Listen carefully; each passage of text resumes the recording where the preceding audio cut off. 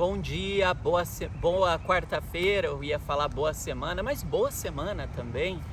Um bom dia para você, que você comece esse dia repleto de confiança, de bênção, de proteção. Eu já falei várias vezes aqui sobre um tema que eu acho sempre muito válido, que é o perdão. E é o título do texto que eu quero ler para vocês hoje. Várias maneiras, de várias abordagens eu falo sobre o perdão. Já falei aqui que perdão não é amnésia, a gente se cobra de esquecer, a gente não vai esquecer. Uma violência sofrida é impossível de ser esquecida, alguma decepção é impossível de ser esquecida. O perdão não é amnésia, o perdão ele é uma outra maneira de compreender aquilo que trouxe sofrimento, mas não é amnésia. E eu quero trazer um outro texto que fala de perdão para trazer contribuição para você.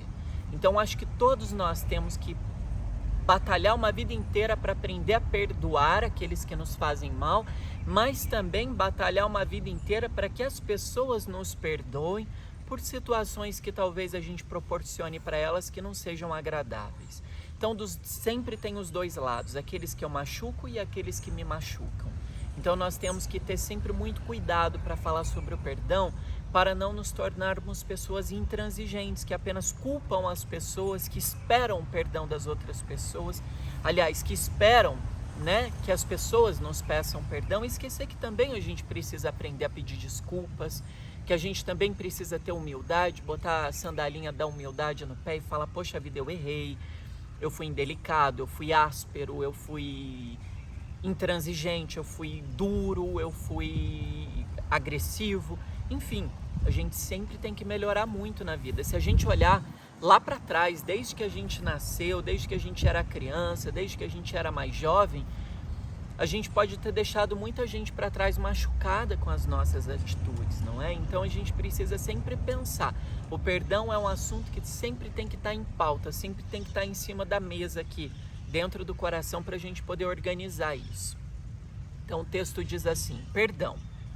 Em relação a quem nos fez mal, o que é normal é alimentarmos ressentimento. Pessoas mais ignorantes e egoístas chegam a planejar e até executar projetos de revide, na base do olho por olho, dente por dente. Ora, o mais inteligente a fazer em relação a uma pessoa má e perigosa é criar uma distância profilática, não é mesmo? Que faz você quando sabe que naquela touceira há uma cobra venenosa? Afasta-se, ou não. Enquanto nutrirmos ressentimentos, lembranças desagradáveis, desejo de vingança, estamos prolongando uma ligação nefasta e arriscada. É inteligente isso? Perdoando o ofensor, nós o desligamos. Ficamos longe, fora de seu alcance. O perdão nos liberta do ofensor e liberta o ofensor também. Perdoar é divino. Perdoa-me, Senhor, pois já perdoei quem me feriu. Eu gostei muito desse texto, dessa abordagem sobre o perdão, porque ele fala sobre o manter distância daquele sentimento e manter distância daquela situação em si. Então eu me recordo das vezes em que eu me afastei de quem eu precisava perdoar e como isso contribuiu. A distância, o silêncio, a meditação, a reflexão me fizeram compreender e talvez acelerar o processo do perdão que eu precisava dar para aquela pessoa. Então, ao invés de falar, ao invés de esbravejar as decepções que nós temos, ao invés de intoxicar pessoas com aquele ressentimento, com aquele sentimento ruim, nós temos que silenciar e observar o que esse sentimento, o que aquela decepção provocou internamente. E conseguindo compreender, ou ao menos respeitar aquele sentimento difícil, aquela dor, aquela situação complicada, nós vamos conseguir administrar melhor esse sentimento. Lembrando que perdão, cada um vive ele de uma maneira, não tem uma receita, não é porque o seu melhor amigo perdoou facilmente que você vai perdoar, Não é porque aquela pessoa administra o perdão de um jeito que você vai perdoar do mesmo jeito. Cada um sabe o que é melhor para si, cada um sabe o melhor modo, a melhor maneira de viver os sentimentos. Então pode ser que você lide de um jeito totalmente diferente do meu e tá tudo bem.